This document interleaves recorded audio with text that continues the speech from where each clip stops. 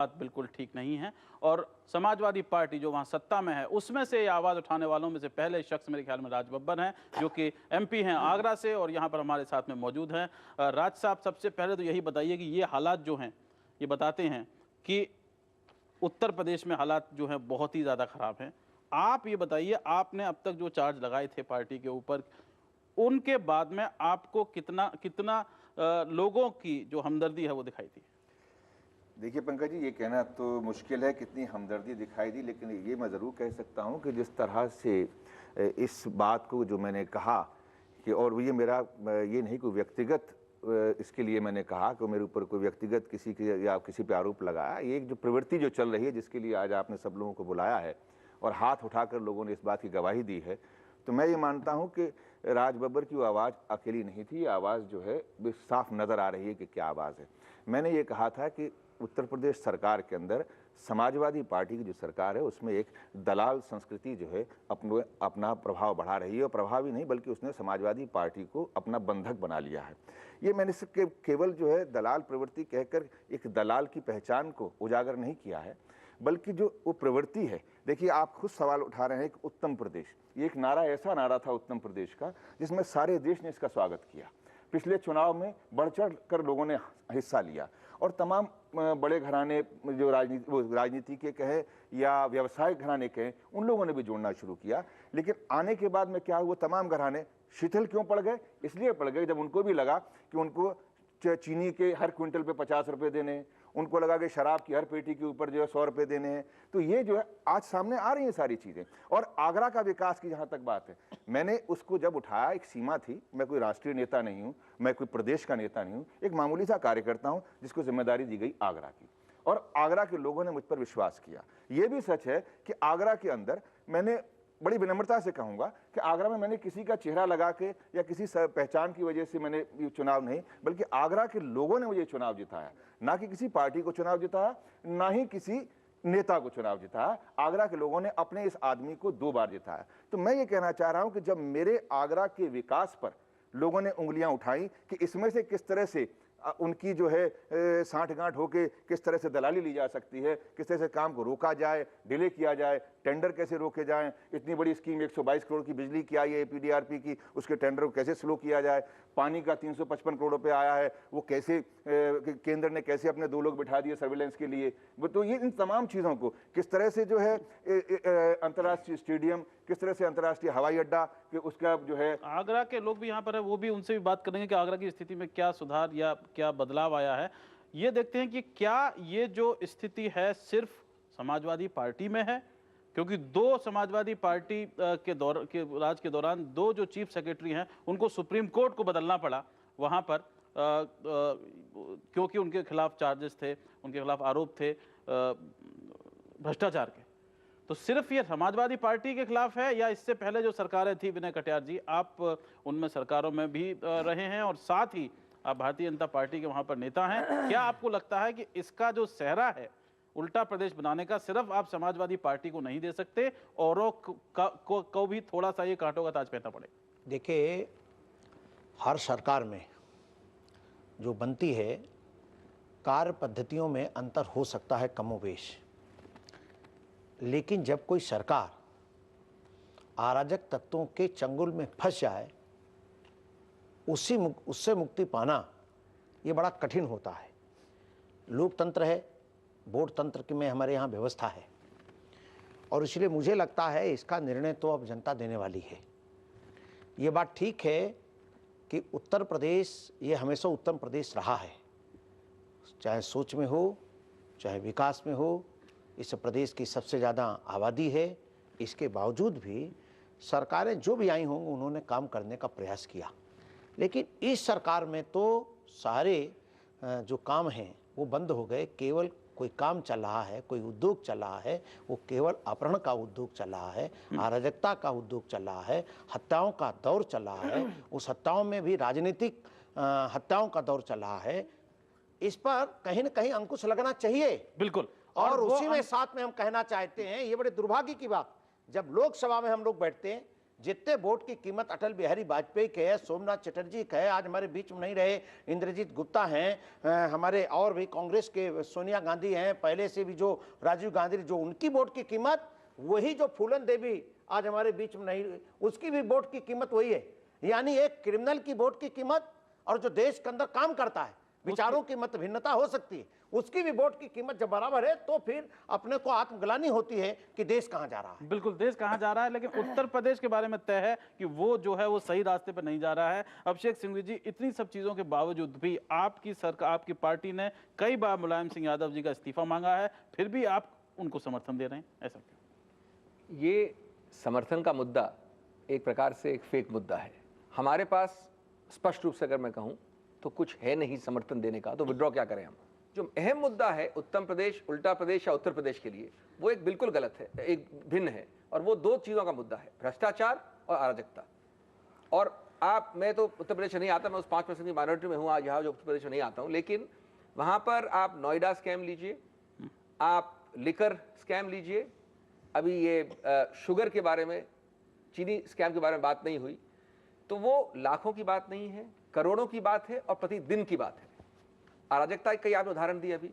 तो सच्ची बात यह है कि सुशासन किसी प्रकार से वहां नहीं है, और इसके लिए एक अच्छी बात बता दूं मैं कि कांग्रेस वहां पर बहुत अरसे से पावर पे नहीं, सत्ता में नहीं है। तो हमारे लिए बहुत एक दुर्भाग्य की बात है, हम उससे बहुत निराश हैं।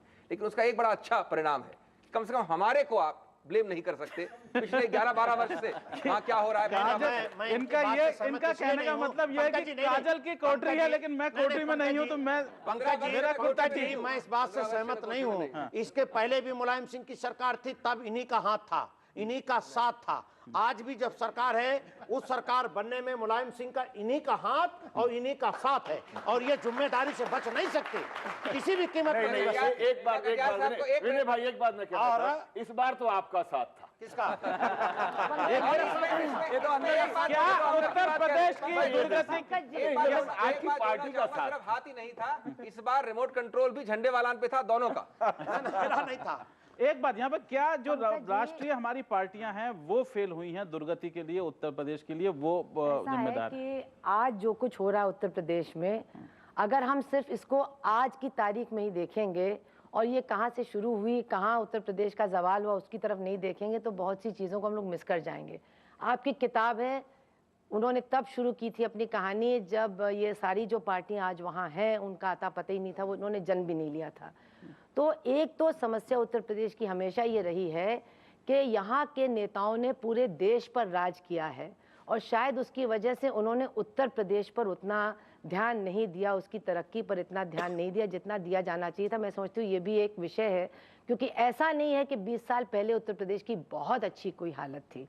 जो वहाँ की प्रमुख पार्टियां हैं, उनको मुद्दों की राजनीति करने की कोई आवश्यकता ही नहीं है। उनको बिजली, पानी, सफाई, स्वास्थ्य, शिक्षा, इन चीज़ों की बात करने की ज़रूरत ही नहीं है। वो केवल जाति गणित के आधार पर अपने कैंडिडेट्स चुनते हैं और जाति गणित के आधार पर इलेक्शन लड़ते हैं। एक बात। दूसरी बात, जो वहाँ की सबसे मज़ेदार बात है, आप पार्टियों की बात करते रहिए, लेकिन जो उत्तर प्रदेश में राजनीति में एक प्रयोग हुआ है कि हर पार्टी के लोगों को लेकर के सारी सरकारें चल रही पिछले 10 साल से, और वो कल्याण सिंह जी ने जब 100 मंत्रियों का बनाया, मतलब कांग्रेस ने कभी हरिशंकर तिवारी को मिनिस्टर बनाने की जरूरत नहीं की, इन्होंने की। उन्होंने एक सेकंड, मैं कांग्रेस की बात नहीं कर रही, मैं क्रिमिनलाइजेशन की बात कर रही हूँ। क्रिमिनलाइजेशन कल्याण सिंह के समय में मैं क्रिमिनलाइजेशन और होलसेल जो होलसेल 2002 में किसने बनाया उनको? कानपुर को इतना बड़ा औद्योगिक नगर था, कानपुर में जहाँ कागज मिल था, आज अगर कानपुर में प्लास्टिक उद्योग अरे चला तो जाता आप है, एक भी नहीं लगा खोल सके, वो बात नहीं है। क्रिमिनलाइजेशन की बात हम कर रहे हैं। अपराधीकरण में दल बदल, उत्तर प्रदेश की दुर्गति का कारण वहाँ की राजनीतिक पार्टियां हैं। कुछ देर में हम फिर हाजिर होते हैं।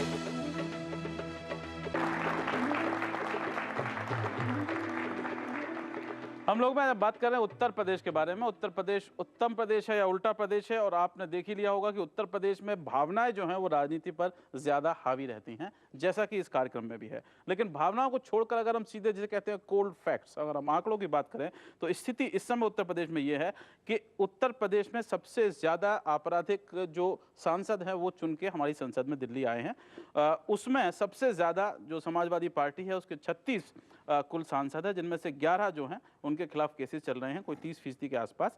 और साथ ही उत्तर प्रदेश के बारे में इस समय स्थिति ये है, वहाँ पे सबसे ज़्यादा किसान हैं जो कि गरीब है, और 40% किसान जो है वो कर्ज में डूबा हुआ है।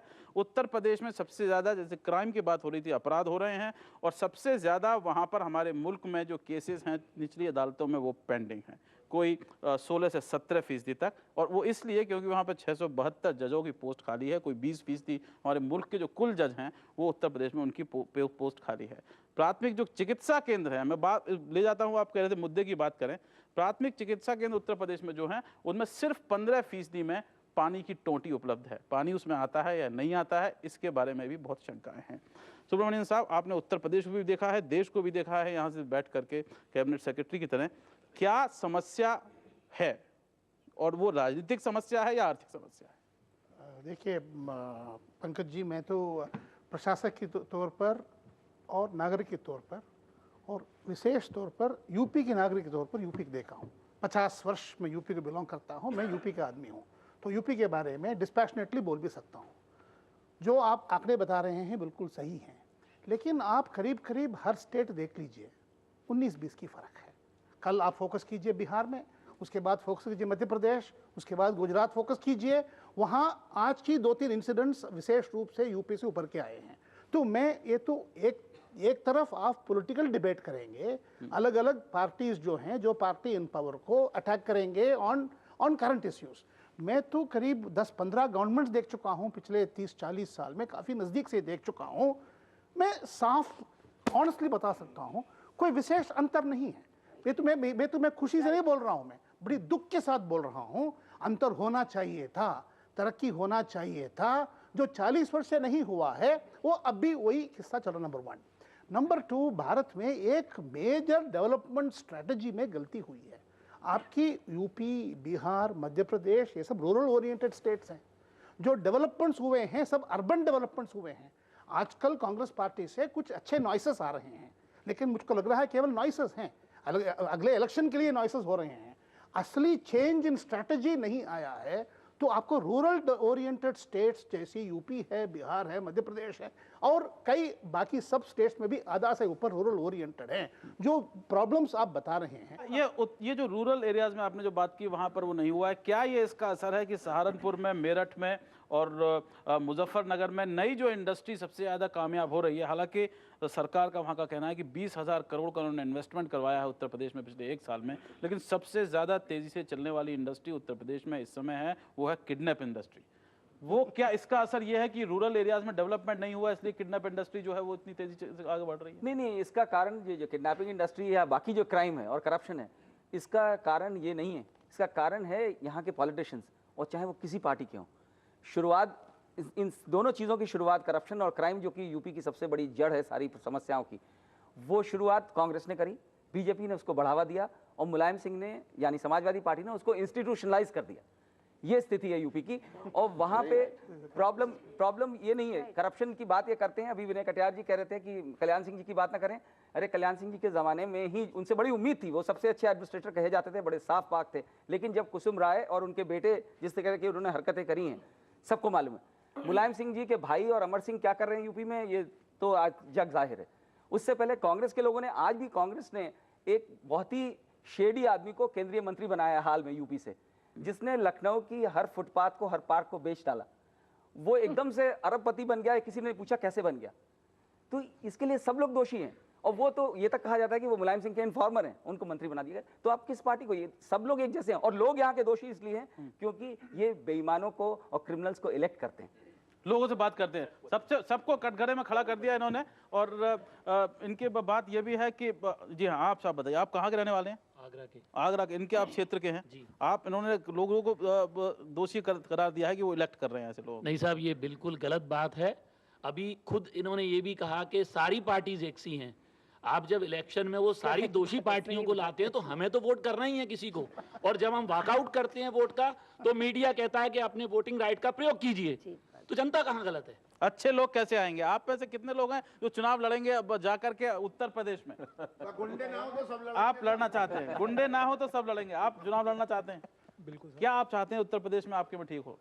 मेरे हिसाब से जो बदहाली फैली हुई है आजकल, ये सड़कों की और इरिगेशन प्रॉब्लम हो रही है, किसान जो है अपनी आत्महत्या के कगार पर पहुंच गया है, ये सारी समाधान का हल होना चाहिए जल्द, और इसकी शुरुआत शायद राज बब्बर साहब ने जो एक की है उसका खैर मकदम करना चाहिए सबको। चलिए साहब।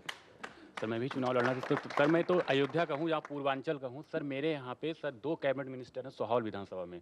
सर एक कैबिनेट मिनिस्टर सर मेरे साथ पहले बस से स्कूल में जाता था, मेरे साथ आते जाते थे सर अपनी पार्टी में। उसके बाद सर अभी उनको 1.5 साल हुई मिनिस्टर से इतनी इंपॉर्टेंट पोस्ट मिली, पता नहीं सर कितनी जल्दी, इतनी करोड़ों उनके पास बिजनेस हो गए, करोड़ों की बसेस हो गई, पता नहीं चला कितनी जल्दी हो गए। तो मुझे लगता है सर मैं भी सोचता हूँ कंप्यूटर इंजीनियर बनने से बेहतर मैं भी एक पार्टी लीडर बन जाऊँ। आप कंप्यूटर इंजीनियर हैं? आप MCA कर रहा हूँ सर मैं। MCA कर रहे हैं? Yes sir. तो मैं भी सोचता हूँ पार्टी लीडर बन जाऊँ, क्योंकि जल्दी से जल्दी, क्योंकि कंप्यूटर इंजीनियर बनूंगा कम सैलरी मिलेगी और फिक्स सैलरी मिलेगी। पार्टी लीडर बन जाऊँ सर उनकी तरीके से तो करोड़ों अरबों में खेलूंगा। ये जो है वो बड़ी बात है कि जो नेता जो गिरी है वहाँ पर राजनीति है वो पैसा कमाने का साधन है। मोटी बात इनकी ये है क्योंकि IT सेक्टर में है जो कि सबसे ज्यादा पैसा इसमें मिलता है आजकल। जी सर, आप कहाँ के रहने वाले हैं? मैं दिल्ली का रहने वाला हूँ। हाँ। और यूपी को मैं बाहर के नज़रिए से देख रहा हूँ। और जब भी अखबार खोल के देखो, पहले ऐसे होता था बिहार की खबरें पढ़ने में आती थी कि वहाँ पे अराजकता है, वहाँ पे करप्शन चल रही है, गुंडागर्दी चल रही है, पर आजकल उल्टा हो गया है। जैसे उल्टा प्रदेश हो गया है, जब भी आप अखबार खोलो तो आपको सबसे ज़्यादा खबरें यूपी की ही मिलेंगी। तो मैं इसमें जो दोषी ये कह रहे हैं जनता है, जनता दोषी नहीं है, क्योंकि जनता ने जो नेता चुने हैं ये उनके ऊपर जिम्मेवारी दी है जनता ने कि आप हमें ठीक तरह से राज करें, करके दिखाओ। पर जो नेता लोग हैं वो अपनी गद्दी के चक्कर में कि हम दोबारा कैसे फिर से गद्दी पे आए, उस तरह का खेल जनता के साथ खेल रहे हैं, इसीलिए वहाँ पे अराजकता और उल्टा प्रदेश हो रहा है। जी बिल्कुल, 1 मिनट यहाँ पर। हाँ, आप कहाँ के रहने वाले हैं जी? मैं से बिहार से बिलोंग करता हूँ। हाँ, आप बहुत बढ़िया आदमी मिले मुझे। बिल्कुल। हाँ, कि बिहार में और उत्तर प्रदेश में आपको क्या फर्क नजर आता है?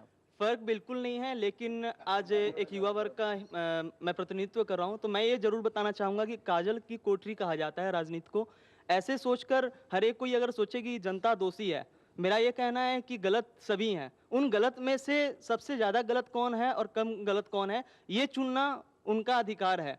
तो ऐसे में अगर कोई नेता फतवा जारी कर देता है, खुल्लम खुल्ला फतवा जारी कर रहा है, तो ना हम कुछ कर सकते हैं। ऐसे में प्रधान जी जैसे लोगों का दायित्व है कि वो आगे आकर इसका समाधान करें। प्रधान जी पर आक्रमण हो चुके हैं, उन पर दायित्व अपना वो निभाते और लेकिन फिर भी वो निभा रहे हैं। प्रजातंत्र का चौथा खंभा कहा जाता है जो हमारी। लेकिन एक बहुत बड़ा सवाल आपने जो उठाया बिहार से कि क्या उत्तर प्रदेश का बिहारीकरण हो चुका है, ये एक बहुत बड़ा मुद्दा है और वो राजनीति में भी है, वो आर्थिक क्षेत्र में भी है, वो समाज में भी है। इसके बारे में कुछ देर में जब हम लोग वापस आएंगे तो बात करेंगे। आज हम चर्चा कर रहे हैं उत्तर प्रदेश के बारे में। उत्तर प्रदेश क्या उत्तर प्रदेश बन चुका है या ये उल्टा प्रदेश बन रहा है? कुछ देर में हम फिर हाजिर होते हैं।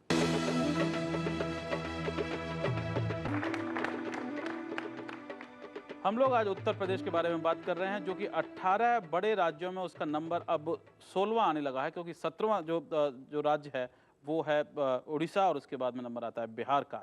उत्तर प्रदेश जो है वो बिहार के बहुत करीब पहुंचता जाता है। अगर आप जो आंकड़े हैं डेवलपमेंट के, विकास के, उनको देखा जाए। और सबसे बड़ी बात उत्तर प्रदेश के बारे में इस समय ये कही जा रही है अंतर्राष्ट्रीय स्तर पर कि दुनिया में पोलियो निवारण की जो एक मुहिम चली हुई है उसमें उत्तर प्रदेश सबसे ज़्यादा इस समय पिछड़ा हुआ है, जो एक ज़माने में इस देश का सबसे अच्छा राज्य कहा जाता था और सबसे ज़्यादा प्रधानमंत्री जो हैं वो उस राज्य से आ चुके हैं।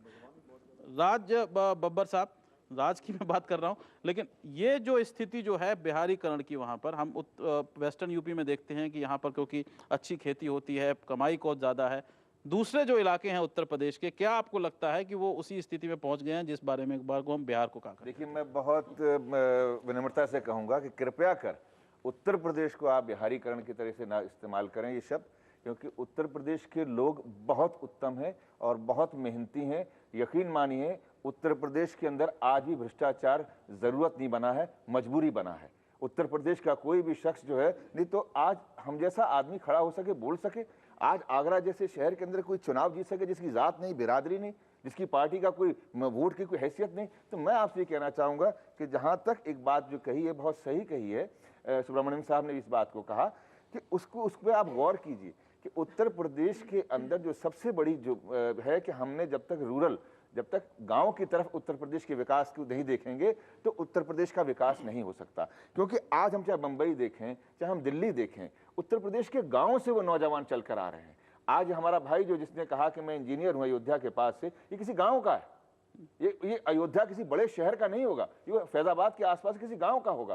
तो जितना भी अगर आप एनर्जी देख रहे हैं, नौजवानों की एनर्जी आप देख रहे हैं, किसी भी क्षेत्र में देख लीजिएगा, ये तमाम उत्तर प्रदेश के नौजवान इसमें बढ़ चढ़ कर हिस्सा ले रहे हैं। सही बात है, नौजवान आते हैं और जाते हैं। वहां पर कोशिश भी हो चुकी है, नौजवानों आए भी हैं उसमें, राजनीति में उसके बारे में भी बताएंगे। आप क्या सवाल करना चाहते हैं? मैंने इनका स्टेटमेंट पढ़ा, मिस्टर सिंघवी का स्टेटमेंट, कि एयरपोर्ट्स वहाँ बनाए जा रहे हैं जहाँ ज़रूरत नहीं है, जो नीडी पीपल हैं उनको नहीं देखा जा रहा है। जहाँ डेवलपमेंट की बात कर रहे हैं आप कि ये सब बनाया गया है, जहाँ ज़रूरत है वहाँ नहीं हो रहा। मैं उसकी मार खाया हुआ, मैं उसकी मार। अगर आप मेरा पूरा वक्तव्य सुने तो उस वक्तव्य में ये था कि सैफई में वोटर्स और पॉपुलेशन जनसंख्या लगभग 1000 की है, उसके लिए एक अंतर्राष्ट्रीय एयरपोर्ट के लिए खर्चा किया जा रहा है जो कि बिल्कुल अनुपयुक्त है। इसका मतलब ये नहीं कि एयरपोर्ट नहीं होना चाहिए उत्तर प्रदेश में, लेकिन उत्तर प्रदेश में जहाँ होना चाहिए वहाँ नहीं हो रहा है। होना चाहिए और ये इसलिए किया जा रहा है कि बड़े बड़े टेंडर्स उस जगह किए जा रहे हैं जहाँ की जरूरत नहीं है उनके लिए। बिल्कुल। यहाँ पर मोटी बात यह है कि सैफई को लेकर यह भी समस्या है उस एयरपोर्ट को कि वहाँ पर एक बहुत बड़ी सेंचुरी है, बर्ड सेंचुरी है क्रेन्स की, उसको उजाड़ा जा रहा है वो करने के लिए। लेकिन इस बारे में जो आवाज़ है वो नहीं उठती। विनय जी, आपकी पार्टी इस बारे में आवाज़ नहीं उठाती कि सैफई जो है उसको स्विट्जरलैंड बनाया जा रहा है, बाकी उत्तर प्रदेश गर्त में जा रहा है। एक बात आपने ढंग से बात उठाई नहीं, ना विधानसभा में और न यहाँ संसद में। पचौरी जी, आपने हमको लगता सुना नहीं मेरा बयान। इतनी बार बोल चुका हूँ सैफई के विषय में। हमने कहा वहाँ स्विमिंग पूल बनाने की क्या ज़रूरत है, वहाँ पर जब साक्षात यमुना जी हैं तो और पहाड़ी भी है तो सीधे वहाँ से कूद करके नहाएं, जैसे चाहें वैसे नहाएं। इतनी बार मैंने बोला है, इतनी बार बोला है। और ये बात ठीक कही, उत्तर प्रदेश में जितना किसान अच्छी खेती करता है, और इधर करीब 10 सालों से केवल पश्चिम उत्तर नहीं, पूर्वी भी उत्तर प्रदेश जो है, गन्ना को जरा थोड़ा हिस्सा और छोड़ दें, लेकिन गेहूं और धान इतने अच्छे ढंग से वहाँ होने लग गई है जो पिछले दिनों नहीं हो रही थी। लेकिन बात वहीं आकर के रुकती है कि अगर उस हिसाब से सोच बना दी जाए तो आज उत्तर प्रदेश जो सबसे बड़ा प्रदेश है, संख्या वाला भी है, इसके बावजूद भी देश को बहुत अधिक मात्रा में पर्याप्त भंडार दे सकता है, खाद्यान्न सामग्री दे सकता है, सब दे सकता है। लेकिन जब विरोध की बात आती है तब जाकर के आपकी संस्था है जो आरएसएस, उसके प्रमुख जो हैं वो लंच करते हैं मुलायम सिंह यादव के साथ में, और वो महू में दंगा चल रहा होता है। हाँ, और वो खुफिया लंच करते हैं। अगर पत्रकार ना होते तो मालूम भी नहीं पड़ता किसी को। तो इससे 2 मिनट रुकिए, इससे आप तो जाकर विधानसभा में और संसद में अपनी आवाज उठा रहे हैं, आपके नेता जो हैं वो वहाँ लंच कर रहे हैं। पचौरी जी, मैं इस बात से सहमत नहीं हूँ। राजनीति में या धार्मिक में या सामाजिक संगठन में अगर किसी को आवश्यकता लगती है कोई सुझाव देना या बातचीत विचार विमर्श करना, सामने तो आनी चाहिए। सुनिए, वो कोई सामने कोई चोरी छिपे नहीं गए। उसके बाद में उनको ये कहना चाहिए था कि मैंने ये बात कही। नहीं, मेरी बात आप सुने।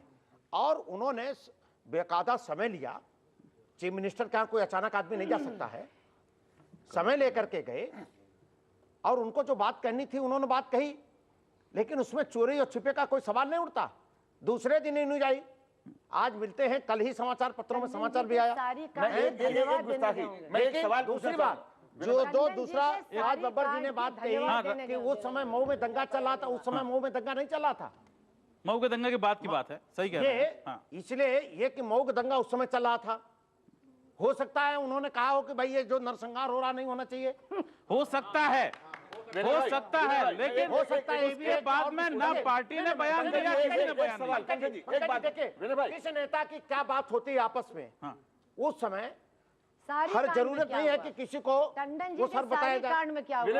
विनय भाई, टंडन जी के सारी कांड में क्या हुआ? सारी आप बोलते हो, आप ज्यादा सिंघवी साहब, विनय भाई एक सवाल, जहां तक सुदर्शन जी का सवाल है, मैं मान सकता हूं देश के एक अच्छी ऐसी संस्था है जिसको हम माने ना माने विचारधारा को, एक वयोवृद्ध हैं, वो गए बात कर सकते हैं। लेकिन शंका कहां होती है कि एक बार सुदर्शन जी जाते हैं और 3 दिन के बाद इजराइल का एम्बेसडर राजदूत जो है वहां पे 3 दिन तक रहता है और वो ये कहता है कि हम एग्री एक्सपो के लिए जा रहा हूं, और 3 सेकंड के लिए वो एग्री एक्सपो में नहीं जाता।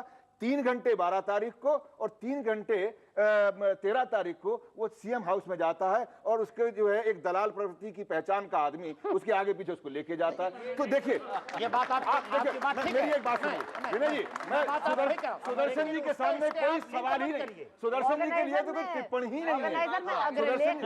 सुनिए, सुदर्शन जी के लिए तो कोई टिप्पणी नहीं है, ना ही ऑर्गेनाइजर या 5 जन के लिए कोई टिप्पणी है। वो जो काम कर रहे हैं भाई सही कर रहे हैं, क्योंकि वो चाह रहे हैं कि भाई मुलायम सिंह जो है भाजपा के साथ में आए, और आप मैं जानते ही आपका प्यार है हमें।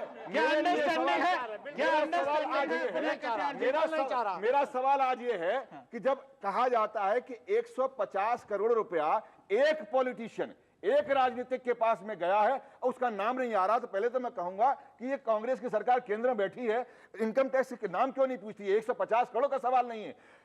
उत्तर प्रदेश जो है, उत्तर प्रदेश बिल्कुल बारूद, कांग्रेस यही हम कहते हैं। अरे मेरी बात, उत्तर प्रदेश बारूद के ढेर पर बैठा हुआ है, जहां पर अयोध्या है, जहां पर काशी है, जहां पर मथुरा है, ये इजराइल, ये सारी चीजें। आप लोग तो बहुत अच्छे लोग हैं, लेकिन बहुत बिल्कुल मतलब मैं क्या कहूँ आपसे, अभिषेक सिंघवी जो है ये क्या होने जा रहा है? उनका निशाना इन पर है। 150 करोड़ रुपए का इस्तेमाल कहाँ होगा? कांग्रेस पर निशाना है, मरवाया जाएगा, वाले जवाब देंगे। आतंक फैलाया जाएगा, और या कहीं अगर नहीं उसका नाम आया तो वो आदमी भाग जाएगा दुबई, या भाग जाएगा अमेरिका, क्योंकि वहां पर उसने सब इंतजाम कर रखा है। सहमति के साथ, पॉजिटिव के साथ बात कहना नाम भी खुलासा कर दीजिए ना उस दलाल का। आप बताओ ना कौन है, मैं नहीं जानना चाह रहा हूँ। लोगों ने पहचाना कि नहीं उसे? बिल्कुल देखिए, वो तो इशारा कर चुके हैं। नहीं सुनिए, बात वही हो सकती जिसके साथ सर्वाधिक यात्रा आपने की हो। क्या बात है? इसलिए मैं नहीं उसको कह मैं सकता दो हूं। चीज कह सकता हूँ। ऐसा इसमें 2-3 मुद्दे हाँ, ये जरा, हाँ। दिखाने की बात नहीं है। पहली बात तो कि मैं एक तरह से सैद्धांतिक रूप से सहमत हूँ कटियार जी से कि किसी का एक बार मिलना औपचारिक रूप से किसी राजनीतिक पार्टी या सामाजिक ऑर्गेनाइजेशन का अपने आप में बुरा नहीं होता है, ये होता है राजनीति में। लेकिन ये एक बार मिलने की बात नहीं है, इसमें एक पैटर्न है, उस पैटर्न को देखना भी जरूरी है। पिछले वर्ष जब सारी स्कैंडल हुआ था तो सिर्फ एक पार्टी थी जिसने समर्थन किया औपचारिक रूप से, खुले रूप से उस चीज का, टंडन साहब का, और वो थी मुलायम सिंह जी की पार्टी। दूसरी उस वक्त वो पावर में थे। दूसरी बात, अभी इस मीटिंग के बाद, और मैं सिर्फ मीटिंग की बात नहीं कर रहा हूं, इजराइल की भी बात नहीं कर रहा हूं, उस मीटिंग के बाद औपचारिक रूप से इसी आरएसएस के ऑर्गेनाइज जिसके व्यक्ति मिले हैं, एक वक्तव्य इशू किया कि गठबंधन होना चाहिए इन दो पार्टीज का। अब ये कोई नहीं समझता आज की तारीख में कि एक मिनट मैं खत्म करूं बात, एक मेरी बात खत्म करने दे मेरी। ये दूसरी बात। तीसरी बात जो मैं सुब्रमण्यम जी के ऊपर टिप्पणी करना चाहूंगा, इनकी बात से बहुत हद तक मैं सहमत हूं, लेकिन ये कहना हमको बार बार कि कुछ अंतर नहीं आया है उत्तर प्रदेश में पिछले 30-40 वर्षों में, एक प्रकार से मूल मुद्दे को ढांकने वाली बात हो जाएगी। देखिए, इसमें कोई शक नहीं कि, और मैं एकदम कांग्रेस या गैर कांग्रेस की बात नहीं कर रहा हूं, लेकिन मुद्दों पे इसमें कोई शक नहीं कि कुछ गलत काम पहले भी हुए हैं, लेकिन जो डिग्री है, और डिग्री से फर्क पड़ता है काइंड का, डिग्री अराजकता में, डिग्री किडनैपिंग्स में, डिग्री भ्रष्टाचार में, और डिग्री ये जो मनी के पूरे मामले में है जिसकी तरफ बब्बर साहब कह रहे हैं, उसमें जमीन आसमान का फर्क है। क्या कोई कह सकता है आज कि 1975 में, 80 में या 85 में ये पोजीशन थी? नहीं। और मैं बिल्कुल कांग्रेस की बात कर रहा हूं, कांग्रेस में, और इसका मूल मुद्दा है इंस्टीट्यूशनलाइजेशन हुआ, जैसे उन्होंने कहा। बिल्कुल, अभी हम कुछ देर में हाजिर नहीं होते हैं। उससे पहले जो आम जनता है उनके 2 सवाल छोड़ जाते हैं ताकि आप भी सोचें उस सवाल के बारे में। देखिए सर, मैं ये कहना चाहती हूँ, किसी भी राज्य की व्यवस्था 3 चीज़ों पर निर्भर करती है, शासन, कानून और वहाँ की शिक्षा। उत्तर प्रदेश का प्रश्न है कि शासन तो कुशासन हो गया है, कानून अंधा कानून बना हुआ है, और शिक्षा, क्योंकि यूनिवर्सिटी में लेक्चरर हूँ इसलिए शिक्षा के स्तर को अच्छी तरह जानती हूँ। शिक्षा का निजीकरण तो हो रहा है, लेकिन निजीकरण के साथ पर फ़ायदा कौन खा रहे हैं? नेताओं के रिश्तेदार या नेता लोग खुद। तो ऐसे समय में जनता जो है एक आवाज़ उठा रही है, राज बब्बर जी ने भी आवाज़ उठाई है। मैं राज बब्बर जी से कहना चाहूँगी कि लाख शबनम गिरे फूल पर उसकी सुगंध कम नहीं होगी। आपकी कितनी भी आलोचना हो, लेकिन आपकी ख्याति कभी कम नहीं होगी। जनता आपके साथ है और हम लोग भी आप सबके साथ। राज बब्बर जी जो है वो मैं एक बैंकर हूँ और मैं देखता हूँ कि सभी सरकारें जो हैं विकास के नाम पे बहुत कुछ करती हैं, पूरे साल चुप बैठी रहती हैं। और अब तक उन्होंने कुछ नहीं किया। और अब हमारे DLRC की मीटिंग, SLBC की मीटिंग, और हम पे करोड़ों रुपए देती हैं और लास्ट टाइम पे उल्टा करके, और वो सब एक पॉकेट में चला जाता है, और पॉकेट में वो बड़े नेताओं पर भी जाता है, बड़े ब्यूरोक्रेट्स पर भी जाता है। अभी कुछ देर में हम फिर हाजिर होते हैं और बात ये करेंगे अंत में कि क्या उत्तर प्रदेश जिस सड़क पर पहुंच गया है, क्या इससे हटने का कोई रास्ता हो सकता है कि आगे किस तरफ मुड़ना चाहिए उत्तर प्रदेश को। कुछ देर में हम फिर हाजिर होते हैं। आप क्या समझते हैं, उत्तर प्रदेश उत्तम प्रदेश या उल्टा प्रदेश? 6388 पर हमें SMS कर सकते हैं।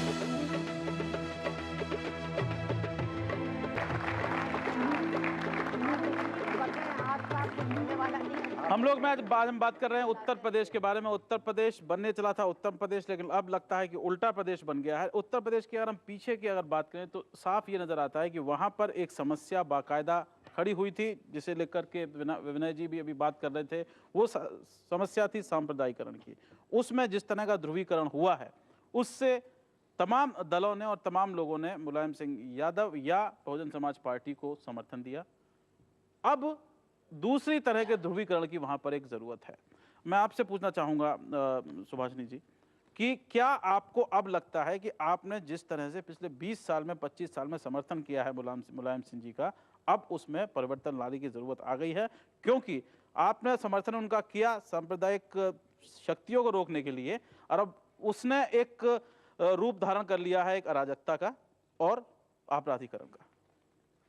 मैं बोलूं? हाँ, आप बोलिए। अच्छा, जिस बात की तरफ मैं इशारा करने की कोशिश कर रही थी, जिस पर इनको इतना बुरा लग गया, वो ये कि एक बहुत बड़ी समस्या उत्तर प्रदेश की ये है कि जो तमाम वहाँ के प्रमुख राजनीतिक दल हैं, उनके आपस में आदान प्रदान बहुत ज़्यादा होता है। वो एक दूसरे के विधायक, एक दूसरे के मंत्री, एक दूसरे के अपराधी बहुत आराम से एक दूसरे से ले लेते हैं, उनको मंत्री भी फ्री मार्केट है वहाँ पे। और उसका नतीजा ये है कि जो नीतियों पर, देखिए जो अभी इंसिडेंट्स हुए हैं, कोई नहीं कहेगा कि जो मेरठ में कल हुआ वो सही हुआ, पूरा देश कहेगा कि इनको जेल में होना चाहिए।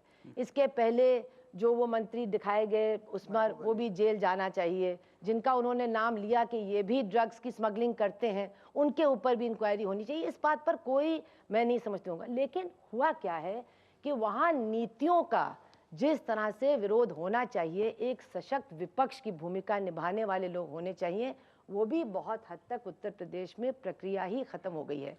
और इस सब का नतीजा क्या है कि कई चीज़ें वहाँ पर पनप रही हैं जिससे तमाम राजनीतिक फ़ायदा उठा रहे हैं। एक तो कि जस्टिस सिस्टम की डिलीवरी करीब करीब ख़त्म है। आम आदमी हो, मध्यम वर्गीय हो, कोई भी हो, अब कोई भी वहाँ नहीं मानता कि अपराधी को सज़ा दी जाएगी या जो निर्दोष है वो न्याय के नजदीक भी पहुंच पाएगा। मैं यहाँ पे आप पूछना चाहूंगा, आपकी पार्टी 61 आपके MP हैं संसद में इस समय, हैं कुल वाम दलों के। किसी ने भी ये नहीं कहा कि इस मंत्री ने जो फतवा दिया है मारने के लिए कार्टून बनाने वाले को, इसके खिलाफ केस होना चाहिए और वो जेल में जाना चाहिए। मैं हूँ केंद्रीय कमेटी की मेंबर। पार्लियामेंट कल से बंद है। पार्लियामेंट कल और आज चला नहीं, अभी पार्लियामेंट तो कल चलेगा। इसके बाद मैं केंद्रीय कमेटी की मेंबर हूँ। मुझे कहने में कोई हिचक नहीं है कि निश्चित रूप से इस तरह की घोषणा करने वाला, जो बिल्कुल एक क्रिमिनल घोषणा है और एक क्रिमिनल एक्ट को प्रोत्साहित करने की घोषणा है, निश्चित रूप से इसके ऊपर औपचारिक रूप से नहीं सुन लीजिए, इसके ऊपर वो करना चाहिए। मैं ये कह रही हूँ कि this is not the solution.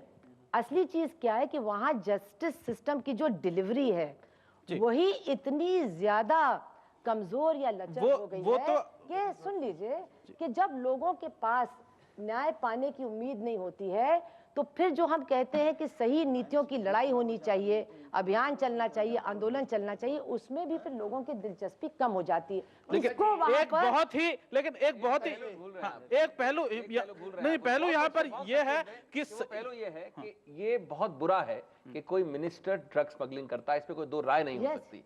लेकिन उससे ज्यादा जो बुरा है वो सोच है जो 2 दिन बाद उस मिनिस्टर का समर्थन करती है। 2 दिन बाद असेंबली में MLA सब मिलकर समर्थन करते हैं उसका। तो मैं तो समझता हूँ वो अन्याय और वो क्राइम ज्यादा बड़ा है। समस्या उत्तर प्रदेश में यह है कि जो विपक्ष है वो अपना काम ढंग से नहीं कर रहा है। कोई विपक्ष की भूमिका होती है कि मंत्री अगर कोई कुछ बयान देता है जो कि गैर जिम्मेदाराना है, विपक्ष उस पर सवाल उठाए। विपक्ष में सिर्फ एक अभी पिछले दिनों में आवाज उठी है, वो राज बब्बर की। विपक्ष नहीं, विपक्ष नहीं, एक बात स्पष्ट मैं करूंगा, मैंने पार्टी के अंदर रहकर जो लोहिया गांधी की जो विचारधारा है, उसने गांधी लोहिया ने कभी नहीं कहा कि आप भीख दो।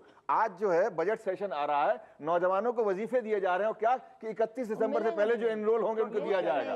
ये इससे बड़ी नौजवानों के मुंह पर तमाचा नहीं होगा कि उनको बेचारे उत्तर प्रदेश में कितने पढ़े लिखे नौजवान जाके एनरोल कराया होगा, मिलके कुल मिला के पुरानी बैकडेट में जो उनके होंगे उनको गुंडों को बदमाशों को दिया जाएगा। इसलिए मेरा मानना यह है कि उत्तर प्रदेश का नौजवान ही बदलेगा इस सिस्टम को, बिल्कुल वही बदलने वाला है, और आप देख लेना इस बात। ये नौजवान उत्तर प्रदेश के बैठे हुए यहाँ पे इनसे बदलते हैं आप। मेरे ख्याल से जो नैतिक सोच है, जो नेता है हमारे आगे, वो अगर एक अच्छी नैतिक सोच दे, आपस में न लड़ करके एक अच्छी नैतिक और धार्मिक सोच के साथ चले, और ये देखें कि जो है अच्छे लोगों को सामने और पार्टी में ले आए, जो भ्रष्टाचार और उसमें नहीं हो उनको अच्छे से सोच करके आगे पब्लिक के सामने इलेक्शन में खड़ा करें, तो मेरे ख्याल से उससे ज्यादा अच्छा रिप्रेजेंटेशन लोगों को मिल सकेगा। प्रश्न ये है कि सारी पार्टियां सारी समस्याएं जानती हैं, लेकिन उन समस्याओं को दूर करने के लिए वो क्या कदम उठाने वाली हैं? बिल्कुल, इन्होंने 100% की बात इन्होंने कही है। शुरू कर देते हैं सभी पार्टियों से। सुभाषिनी जी, पहले आपसे शुरू करता हूँ। सारी पार्टियां सारे दुर्गुण सब जानती हैं, बीमारी क्या है जानती है, उसके लिए शल्य चिकित्सा क्या होनी चाहिए? जो अगर एक वाक्य में कहना हो तो उत्तर प्रदेश के अंदर मैं तो ये मानती हूँ कि बहुत दुर्भाग्य है कि जो वामपंथी ताकतें हैं बहुत कमज़ोर हैं, उन्हीं के ऊपर इस तरह के आरोप भी नहीं लगते। अब आप चिल्लाना मत शुरू कर दीजिएगा, बात तो सही है ये, लेकिन मेरा ये मानना है कि उत्तर प्रदेश में भी आज मैं देखती हूँ कि कई इलाकों में बहुत सारे समूह भी हैं जो लोगों के बीच में काम कर रहे हैं, और निश्चित रूप से एक माहौल वहाँ बदलना पड़ेगा, उसमें समय लगेगा, क्योंकि जातवादी और धर्म के नाम पर जो गोलबंदी इस वक्त सियासत पर, राजनीति पर हावी है, इसको बिना तोड़े मैं नहीं समझती हूँ कि उत्तर प्रदेश का विकास हो सकता है। इसको तोड़ने के लिए जुटना पड़ेगा, लगना पड़ेगा, और लोगों को इकट्ठा करना पड़ेगा, और मुद्दों की लड़ाई लड़नी पड़ेगी। कैसे तोड़ा जाएगा ये?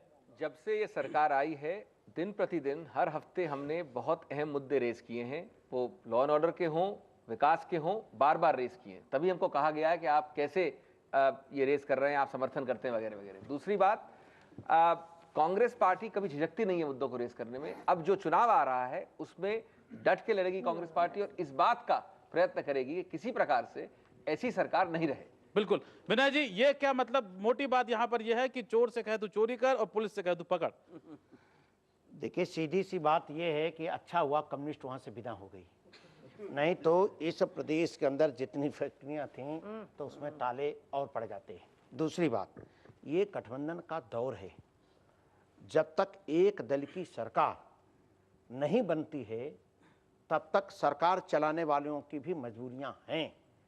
अच्छा प्रशासक होने के बावजूद भी अगर सरकार चलानी है तो उनको भी समझौते करने पड़ेंगे। आज उत्तर प्रदेश में सभी पार्टियों में अपराधी और दलाल संस्कृति के लोग हैं।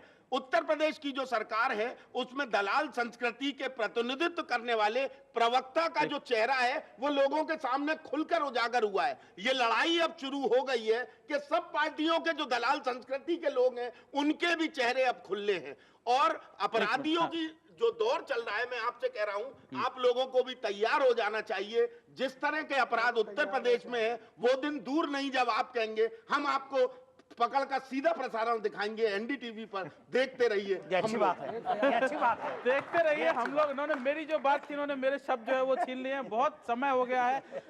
जो समस्या है वो सबको मालूम है, निदान क्या है जल्दी से आप क्यों नहीं ऐसी एक काउंसिल बनती, ऐसी युवाओं की काउंसिल बने, जब हम ग्रेजुएट कॉन्स्टिट्यूंसी कहते हैं, क्यों नहीं युवा कॉन्स्टिट्यूंसी हो, जहां पर 15 साल से लेके 22 साल के एक युवा और 25 साल से लेके 34 साल तक का एक युवा, ये दो युवा जो है रिप्रेजेंट करें युवाओं की स्थिति को।